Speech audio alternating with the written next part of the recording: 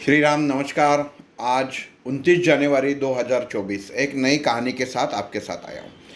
एक दिन महाराज युधिष्ठिर के दरबार चल रहा था। सब लोग महाराज युधिष्ठिर की जो उनकी दान देने की पद्धत थी उससे तारीफ कर रहे थे, क्योंकि आपके जैसा महाराज कोई बड़ा दानवीर नहीं है, ये सब लोग कह रहे थे।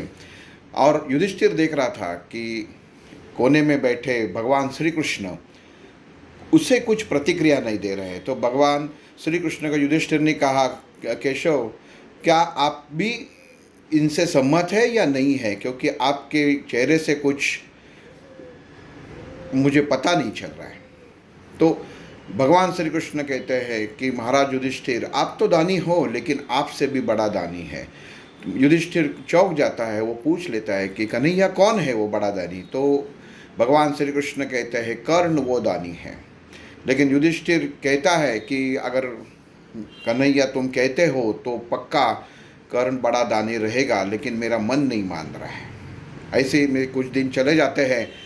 राज्य में बारिश बहुत हो जाती है और सब जगह पानी पानी हो जाता है, सब जगह हरा भरा हो जाता है।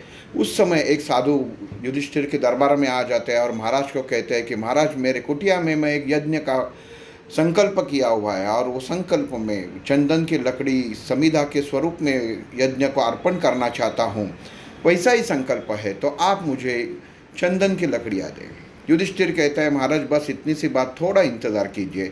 उनको बैठने के लिए आसन देता है और अपने सेवकों को बुला कर कहता है कि जाओ और जंगल से चंदन की लकड़ियाँ लेके आओ। सब सेवक जाते हैं, थोड़ी देर में वापस आते हैं और कहते हैं, महाराज एक भी लकड़ी सूखी नहीं है, क्योंकि बारिश इतनी ज़ोर से हो गई है कि एक भी लकड़ी सूखी नहीं है। तो युधिष्ठिर कहता है कि कोई बात नहीं, हमारे शयन कक्ष में जाओ, वहाँ पे एक दो लकड़ियाँ पड़ी हुई है, वो लेके आओ। सेवक जाते हैं और एक दो लकड़ियाँ लेके आते हैं। साधु देखता है और कहता है कि महाराज इतने लकड़ी से मेरा कुछ नहीं होगा, क्योंकि यज्ञ बड़ा है। वहाँ पे उस वक्त भगवान श्री कृष्ण आते हैं और वो कहते हैं कि साधु महाराज, अगर आपको ऐतराज़ न हो तो मैं आपको एक सुझाव देना चाहता हूँ, इससे थोड़ा आगे जाइए, वहाँ और एक दानी है, शायद आपका काम बन सकता है। युधिष्ठिर को पता चलता है कि कन्हैया श्री कृष्ण किसकी बात कर रहे हैं और वो कन्हैया को कहते हैं कि कन्हैया, आज मैं देखना चाहता हूँ कि सचमुच कर्ण इतना दानी है क्या। तो हम लोग भी भेष बदल के चलते हैं। श्री कृष्ण उसको अनुमोदन देता है। जैसा ही वो साधु कर्ण की महल की ओर चले जाते हैं, श्री कृष्ण और युधिष्ठिर भेष बदल के उसके पीछे पीछे जाते हैं। जब साधु कर्ण के दरबार में पहुंचता है और कर्ण को कहता है कि महाराज, मैं ऐसा यज्ञ करना चाहता हूं जिसे चंदन की लकड़ी चाहिए, तो कर्ण भी वही कहता है जो युधिष्ठिर ने कहा, कि सेवकों को बोलता है कि आप जंगल से लकड़ी लेके आओ। थोड़ी देर में उनके भी सेवक आ जाते हैं और कहते हैं कि महाराज कहाँ पे भी सूखी लकड़ी नहीं है। तो कर्ण बोलता है कि कुछ बात नहीं, आप हमारे कक्ष में जाओ, वहाँ पे हमारा पलंग है, वहाँ पे जो खंभे खाम्ब है और छत है वो पूरा चंदन का है, महारानी का और मेरा, वो सब तोड़ के लाओ। ये बात देखने के बाद युधिष्ठिर एक बार कन्हैया के तरफ देख लेते हैं और वो सब सेवक जाके महाराज कर्ण का महल तोड़ के सब लकड़ियाँ इकट्ठा करते हैं और लेके आते हैं। साधु महाराज बहुत खुश हो जाते हैं और लकड़ियाँ लेके चले जाते हैं।